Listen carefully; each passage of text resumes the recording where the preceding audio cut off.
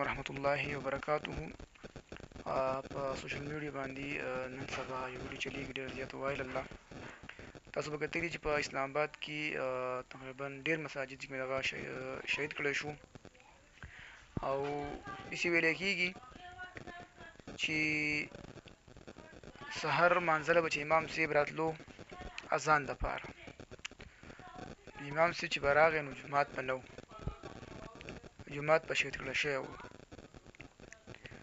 طلبا به نه وو، عالمان به نه وو، مدرسه به نه وه.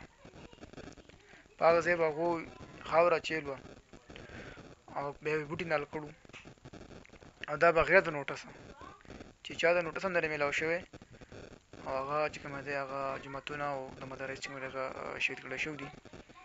نو د دې موږ په سختو الفاظو کې غندنه کوو. دا ظلم، زیاتی او جبر دی چې تا مدرسې جوماتونه شهید کړي. داسې کوم یو ملک کې کېږي چې سحر امام صاحب مانځله ځي او مدارس او جوماتونه چې کوم دا شهیدان کېږي. دا خو زمونږ پاکستان حکومت او چې دا اقدام چام کړی دا ډېر غلط کار کړی دی چې بغیر د نوټس د کارونه کوي. دا ظلم دی، زیاتی دی، جبر دی. بس موږ نو څه ووایو خو الله تعالی د دې بدلې په خپل انداز کې ورکړي. څه د ظلم او زیاتی یې کوي، دا ډېر ظلم دی. یقیني زما ډېر سخت خفه شو. نو دا ظلم زیاتی دی او تاسو هم د خپلې رایې اظهار په کمنټ سیکشن کې وکړئ. ما لا اله الا البلاغ.